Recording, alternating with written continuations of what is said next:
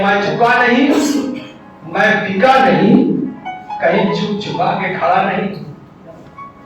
मैं झुका नहीं, मैं बिका नहीं, कहीं झुक झुका के खड़ा नहीं। जो डटे हुए हैं महाज पर, मुझे उन सफों में तलाश कर रखो।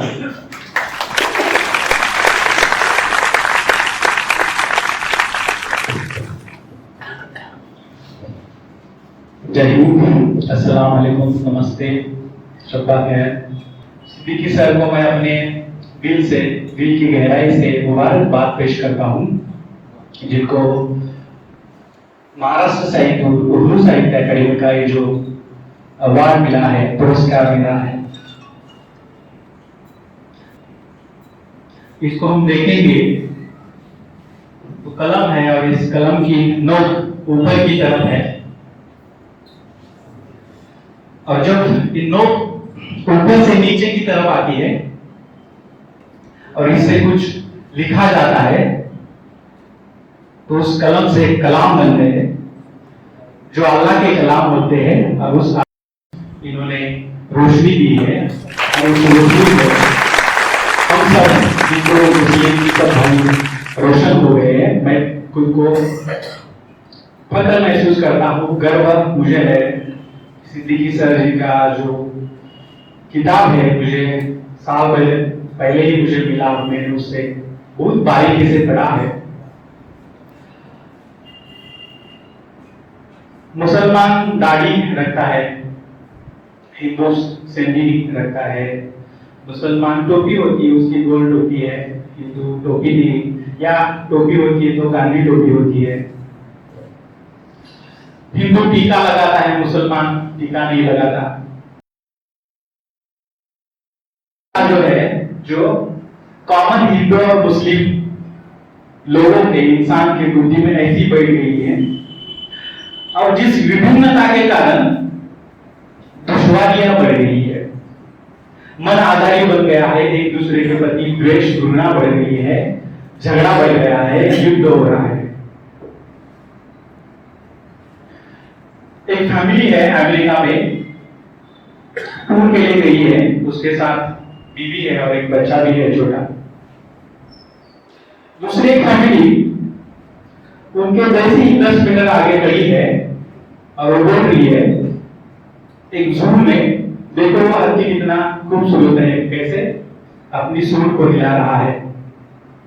उस फैमिली पास गया और हाय बोला, क्या आप हिंदुस्तान से हो? तो बोला हम हिंदुस्तान से। कहाँ के रहने वाले हो? तो बोला महाराष्ट्र से। तो हाथ मिलाया, महाराष्ट्र से? महाराष्ट्र के कहाँ के रहने वाले हो? तो बोला नासिक का हूं। तो गले लग गए। महाराष्ट्र में नासिक में कहाँ रहते हो? तो बोला मालेगांव में। तो खाने पर दो चल गए। मुझे इस वाकया से ये बताना है, यहाँ लैंग्वेज भाषा एक आ गई, देश एक आ गया, राज्य एक आ गया, डिस्ट्रिक्ट एक आ गया, गांव एक आ गया, तो अपनापन आ गया। जिसमें समानता है उसमें अपनापन है, और वो समानता दिखाने का काम सिद्दीकी साहब ने किया है। इससे क्या होने वाला है? अपनापन बढ़ने वाला है।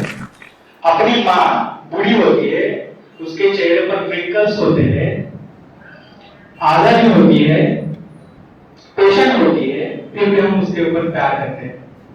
अपने बाप दिखने में अच्छा नहीं देते, काले हैं, चेहरे पर कई कई प्रकार के दाग हैं, दारू पीते हैं, सिगार भी कभी कभी पीते हैं, फिर भी हम उसके ऊपर प्यार करते हैं। क्यों? क्योंकि अपनापन होता है, वो अपने होते हैं, उनको हमने एक्सेप्ट किया होता है। तो हमारा एक प्रॉब्लम क्या है हिंदू और मुस्लिम कम्युनिटी का, हमने एक दूसरे को जाना ही नहीं, इसलिए एक दूसरे में जो अपनापन होना चाहिए वो नहीं है। और एक सबसे बेहतरीन काम जो गीता दुनिया का सबसे होलीएस्ट बुक है, कुरान दुनिया का सबसे होलीएस्ट बुक है, इन दोनों को इकट्ठा मिलाकर उन्होंने कि समानता इनमें क्या है और हम कैसे एक ही ईश्वर के बच्चे हैं, चिल्ड्रन है, ये उन्होंने जो दिखाया है वो ऐसे शब्दों में हम बयान नहीं कर सकते। इसलिए मैं 100 बार 1000 बार उनको सिर्फ सैल्यूट ही कर सकता हूं।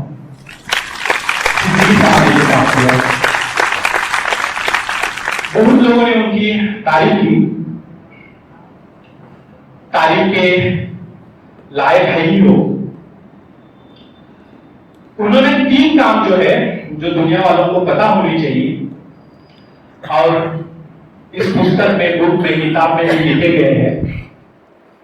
बहुत सारे ऐसे अलग अलग पॉइंट्स है कि जिसके ऊपर समानता है, लेकिन सबसे बेसिक जिसको हम कहेंगे वो है हम कौन है। हम कौन है, इसका जवाब इस बुक में हम पढ़ने को मिलेगा। वैसे तो कुरान शरीफ में ही बताया गया है, गीता में भी बताया गया है। ये महत्व का क्यों है मैं बताता हूं कि पुस्तक में ये बताया गया है कि हम दूसरा तीसरा कोई नहीं, ये बॉडी नहीं है, हम ये शरीर हम नहीं है। मैं आपको एक वाकया भी बताता हूं कि एक पेशेंट है जो हॉस्पिटल में जा रहा है, हॉस्पिटल में उसको लेकर गए, वहां उसका ऑपरेशन करना पड़ा, 4 घंटा ऑपरेशन चला। डॉक्टर बाहर आते हैं ऑपरेशन थिएटर के बाहर और उनके रिलेटिव को कहते हैं कि I am sorry, I could not survive your patient, आपके पेशेंट को मैं बचा नहीं पाया, आई एम सॉरी। बाहर उसको लेकर आते हैं तो वो बॉडी कहलाती है, बॉडी को लेकर यहां एक क्वेश्चन है, अंदर लेकर गए तो उस टाइम उसको हम पेशेंट कहेंगे, अंदर लेकर गए, बाहर आ गया तो बॉडी बनकर भाग गया। What is it? क्या फर्क हो गया? ऐसा क्या फर्क हो गया? आगे चलकर हम उस बॉडी के आंखें निकाले, किडनी निकाले, या हार्ट के कोई पार्ट निकाले, या शरीर के और भी ऐसे कोई पार्ट निकाले, दूसरे बॉडी को लगाएंगे, आंखें जो ब्लाइंड है उसको लगाएंगे तो वो देख सकता है, किडनी जिसकी खराब है उसको लगाएंगे तो वो चल सकती है। तो सवाल यह है उस बॉडी में ही क्यों नहीं चल सकता? तो इसका जवाब है उस आंखों से देखने वाला कोई और था, उस आंखों को देखने वाला कोई और था, वो अंदर था, वो अभी नहीं है, इसलिए वो देख नहीं पा रहा। यही इन्होंने बताया है कि हम वो देखने वाला जो है वो है, बाकी शरीर है, और उसको पुराने शरीर में रूह कहा गया है और गीता में उसको आत्मा कहा गया है और बाइबल में उसको सोल कहा गया है। अब बात देखो, हम अभी एक दूसरे को विभिन्नता से देख रहे थे कि ये दाढ़ी वाला मुस्लिम है, ये सैंडी वाला हिंदू है, लेकिन किताब ये कहता है ये कुछ नहीं है, ये तो मानव ने बढ़ा है। मैं अभी बढ़ाता हूं तो मैं भी दाढ़ी बन सकती है, मैं सैंडी बढ़ा हूं मेरी सैंडी बढ़ सकती है। ये मानव निर्मित है, लेकिन खुदा का निर्माण होने वाली एक ही चीज है, वो है रूह, और वो रूह आत्मा हम सब में है, और वो एक ही ईश्वर की है, जिसे हम क्या कहते हैं? अल्लाह, खुदा, ईश्वर, भगवान, गॉड। दूसरी बात है कि जो दुनिया में उसके ऊपर बहुत सारे डिस्कशंस हैं। हिंदू में बताया गया है 33 करोड़ देवताएं हैं। देवताएं, ईश्वर, अल्लाह, खुदा, ये क्या है? आपको मैं एक मिनट में गीता जो लिखी गई उसका मैं बेस बताता हूं। गीता जो लिखी गई है वो बताई गई है युद्ध भूमि में, कुरुक्षेत्र पर। और सुनी है संजय ने। किसने सुनी है? संजय ने। और बताई गई है किसको? धृतराष्ट्र, जो आंधा है, जो आंधा है। और ये लिखी गई है कलम से, वो कभी लिखी गई पता नहीं है, लेकिन जब लिखी गई थी तो उनके सामने वो घट नहीं रही थी, वो लिखी है व्यास ने।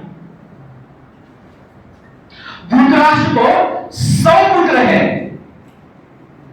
कितने पुत्र हैं? 100। उनको कौरव कहा गया है, और कौरव के नाम देखो, दुर्योधन, दुशासन, दुस्सल, दुशाल, दुष्पराक्रम, दुष्कर्ण, दुष्मुख। मेरा आपको एक सवाल है, अरे ऐसा कोई पिता होगा या ऐसी कोई माता होगी जो अपने पुत्रों का नाम दुशासन रखता? दुष्ट शासन या दुर्गंधाधन, दुष्कर्ण जिसके कान गंदे हैं, दुष्मुख, ऐसा नाम लिखे गए हैं। तो मेरा ये कहना है अर्जुन है, जो अर्जुन को भगवान को आज जो गीता में बताया है, भगवान जो खुद को ज्ञान ये शरीर नहीं है, वो न जन्म लेता है न मरता है, तो अनादि अविनाशी निराकार है, उसने उस कृष्ण का शरीर का उपयोग करते हुए उस अर्जुन को, अर्जुन का मतलब ही होता है जो ज्ञान का अर्जन करता है, उस अर्जुन को ये गीता बताई है। क्यों बताई है? कि तुम्हारे सामने सब पड़ा हुआ है, वो दुशासन है, गंदा शासन है। तुम्हारे शासन आगे पड़ा हुआ जो है दुर्धन है, दुर्मुख है, दुष्कर्म है, सब क्या है? विकार है। उस विकारों के ऊपर तुम्हें विजय पाना है। आप डरो मत। तुम आत्मा हो, और तुम आत्मा कैसे हो? अजर अमर अविनाशी हो, जिसको न जला सकते हैं, न डुबा सकते हैं, न वो गीली होती है, न उसको काट सकते हैं। ऐसी ये क्या है? तुम आत्मा हो। और उस गीता का दूसरा जो सबसे महत्वपूर्ण जो बात बताई गई है वो है खुदा, अल्लाह, गॉड, ईश्वर, भगवान, दूसरा कोई भी है, सबका हमारा एक है। जो रूपता है वो बात उन्होंने यहाँ पर हाईलाइट किए है। कुरान शरीफ के उसमें आयतों में लिखे गए बातें उसको उसमें शरीफ कर दिए हैं। एक मिनट में मैं बताता हूं कि हम सब का खुदा कैसे एक है। हजरत मूसा अलैहिस्सलाम, उनका वाकया है, उनको अल्लाह को देखना था। फरिश्ता से बोले मुझे अल्लाह को देखना है, लेकिन फरिश्ता जिब्राइल अमीन बोल रहे थे कि आप देख नहीं पाओगे। अल्लाह का ऊपर से उनको क्या आ गया? मैसेज आ गया कि आप देख नहीं पाएंगे। लेकिन उनकी चाहत थी, नहीं, इच्छा थी कि मुझे देखना ही। पहाड़ पर गए, 40 साथियों को लेकर ऊपर गए। अल्लाह का साक्षात्कार हो गया। 40 के 40 लोग मर गए। ये मूसा अलैहिस्सलाम उनको बेहोश हो गए। बेहोश होने के बाद वो होश में आ गए तो पूछा गया कि कैसे थे अल्लाह? तो बोले इतने तेज थे कि मैं देख नहीं पाता, इतने तेज थे कि मैं उनको देख नहीं पाया। इसका सिंपल सा मतलब है कि भगवान ये प्रकाश स्वरूप है। अल्लाह का नूर इसलिए उसको कहते हैं, नूर स्वरूप है, प्रकाश स्वरूप है। वही गॉड इज लाइट बाइबल में बताया गया है। वही हिंदू धर्म में भी आप अगर जाएंगे 5000 साल पहले जाएंगे, उसके पहले जैसे हजरत इब्राहिम द्वारा जो इस्लाम धर्म की स्थापना हुई उसके पहले जाएंगे तो राजा जनक ने भारत में पहली पूजा की शुरुआत की थी। और वो पूजा की शुरुआत शिवलिंग से हुई थी। और शिव का मतलब होता है कल्याण, रहम करने वाला अल्लाह। और वो शिवलिंग को कोई रूप नहीं है, मूर्ति नहीं है। वो शिवलिंग क्या है कि जैसे अपने मक्का में संगे अवसर है वैसे ही। और उसके ऊपर 3 पट्टे लगाए हैं और बिंदी लगाई है। और उसको क्या कहते हैं कि भारत में हर तरफ 12 ज्योतिर्लिंग है, उसको ज्योतिर्लिंग कहते हैं। ज्योति का मतलब क्या है? प्रकाश ही है।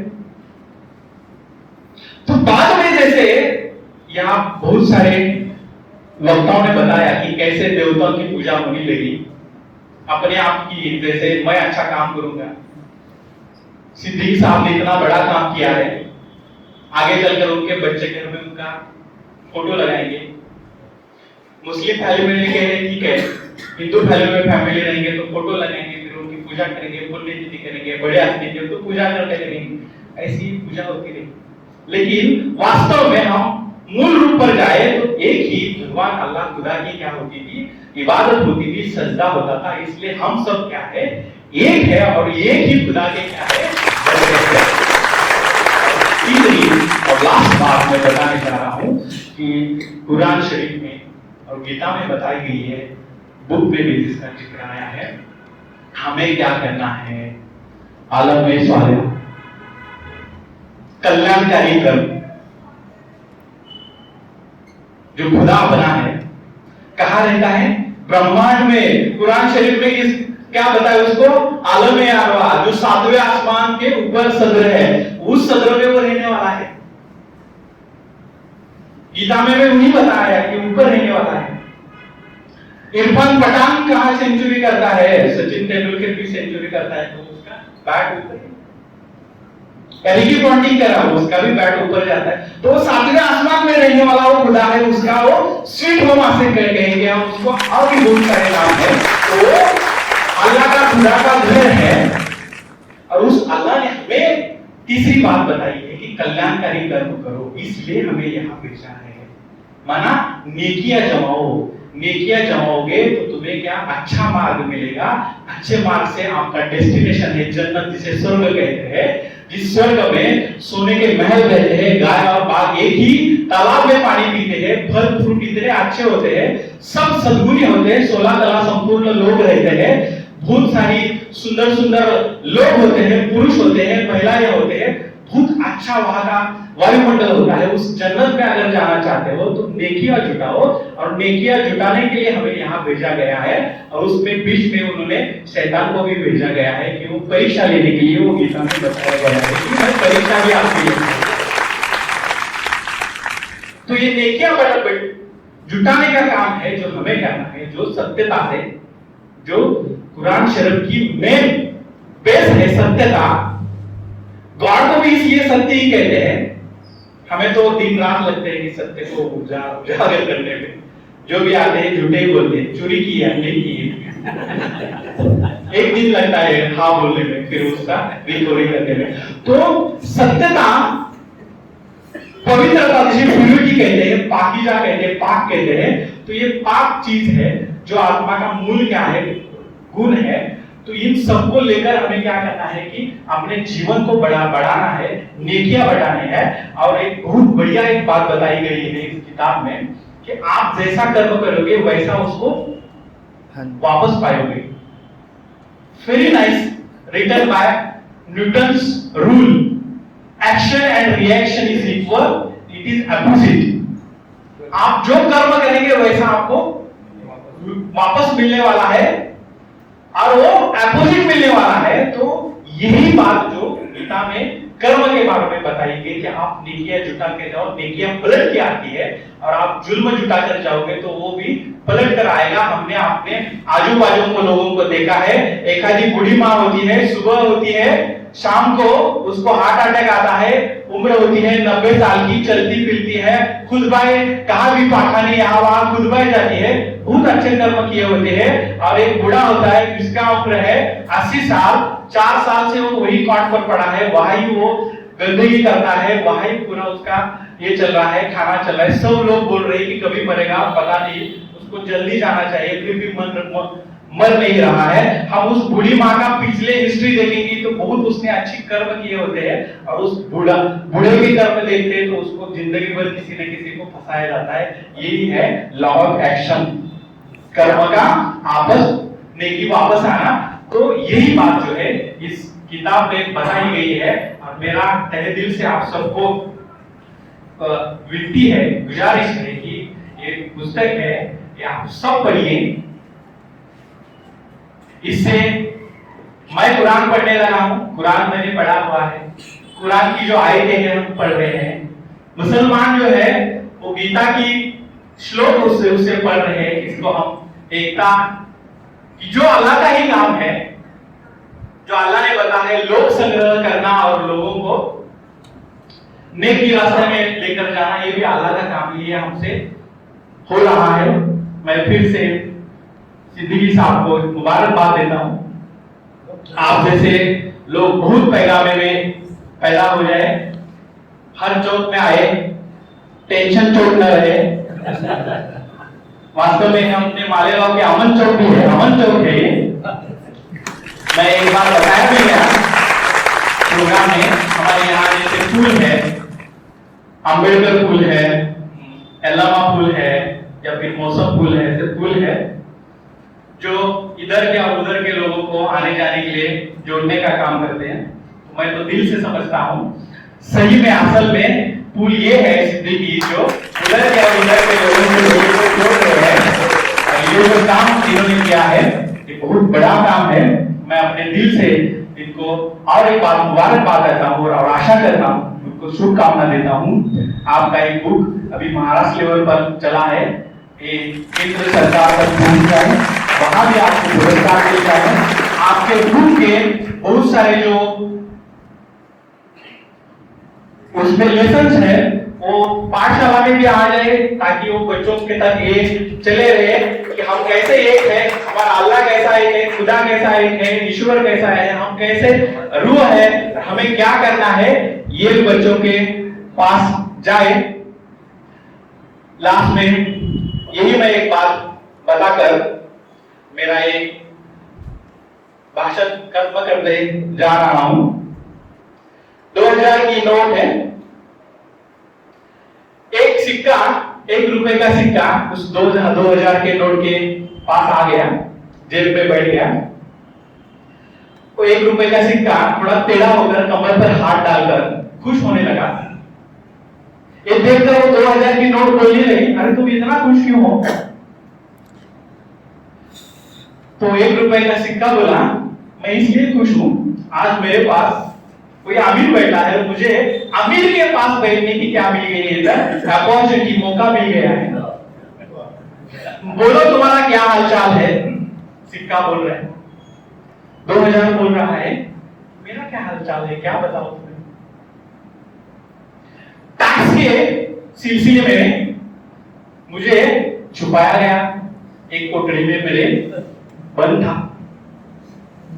टैक्स की रेड हो गई ऑफिसर की, तो मेरे द्वारा उस ऑफिसर को रिश्वत के तौर पर मैं उसके जेब में गया, उसने भी मुझे एक लॉकर में डाल दिया। लॉकर में बहुत काल तक रहा, वहां अंधार में था।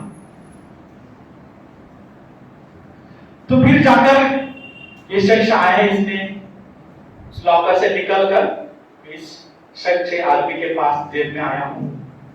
अब कोई एंजॉयमेंट नहीं, कोई मजा नहीं, कोई आनंद नहीं। तुम्हारा हाल क्या है बताओ भाई? 1 रुपए का सिक्का बहुत खुशी से बोलने लगा, मैं तो पहले भिखारी के हाथ में गया, भिखारी को मैंने खाना खिलाया, फिर मैं उसके बाद एक बच्चे के हाथ में गया, बच्चों को मैंने चॉकलेट दी, उसके बाद मैं चलते चलते चलते भगवान के चरणों में गिर गया, वहां तो खुशबू से बहुत खुश रहा, वहां से निकल आ गया, अल्लाह के नाम पर मुझे किसी ने चादर बता, वहां से हर शख्स आदमी के पास जाकर मुझे खुशी मिली, आनंद मिला, मैंने उनको खुशी दे दी, आनंद ही। मेरा तो हालचाल बहुत बड़ा है। उसने एक सवाल किया, तुम तो मेरे से 2000 गुना अमीर हो, फिर भी खुश नहीं? मैं तुमसे 2000 गुना कम कीमत वाला हूं, फिर भी मैं क्या हूं? खुश। खुशी ऐसी होती है जो गीता और कुरान ने बताई है।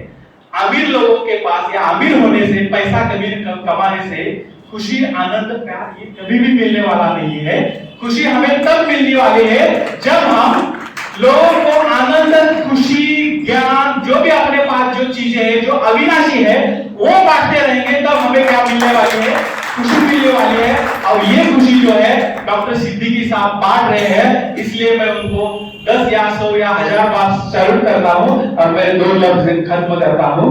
जय हिंद।